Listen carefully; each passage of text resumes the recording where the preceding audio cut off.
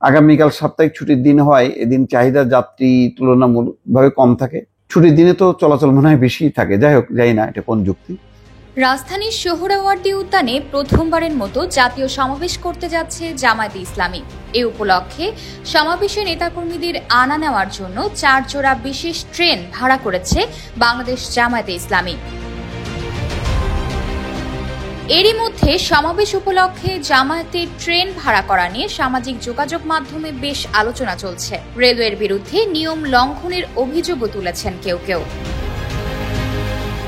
Railway কর্তৃপক্ষের সমালোচনা করেছেন সিনিয়র সাংবাদিক মোস্তফা ফিরোজ। তার এক ভিডিও বার্তায় তিনি বলেছেন, বিগত 15 বছরে আওয়ামী লীগও অনেকবার গোপনে ট্রেনের সুবিধা নিয়েছে, তবে সেটা এত বৃহৎ পরিসরে এবং অফিসিয়ালি কোনো রাজনৈতিক দলকে দেয়া হয়নি। তিনি প্রশ্ন তুলে বলেন, আজ রেলওয়ে কর্তৃপক্ষ জামাতকে ট্রেন ভাড়া দিল, ভবিষ্যতে যদি বিএনপি বা অন্য কোনো রাজনৈতিক দলও সেটা চায়, তবে কি রেলওয়ের পক্ষে তা যোগান দেওয়া সম্ভব হবে?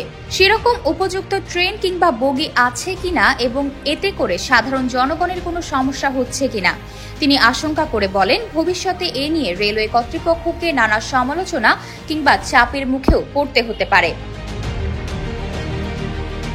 তিনি আরও বলেন, জামাতকে যেহেতু রেলওয়ে কর্তৃপক্ষ ট্রেন ইতোমধ্যেই ভাড়া দিয়েছে, তাই সামর্থ্য থাকলে অন্য সব রাজনৈতিক দলগুলোও কিন্তু এভাবেই সমাবেশের জন্য ট্রেন ভাড়া করার অধিকার পেল।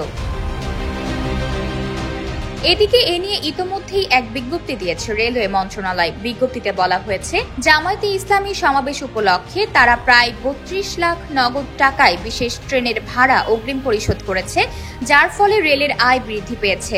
এটি বাংলাদেশ রেলওয়ের একটি বাণিজ্যিক সিদ্ধান্ত, এর সঙ্গে দলীয় রাজনীতির কোনো সম্পর্ক নেই।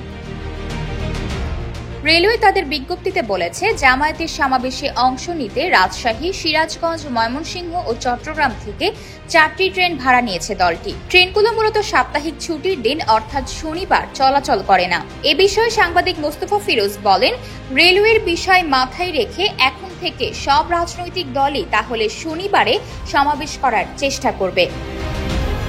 আয়েশা অর্থী, নিউজ ডেস্ক, গ্লোবাল টেলিভিশন।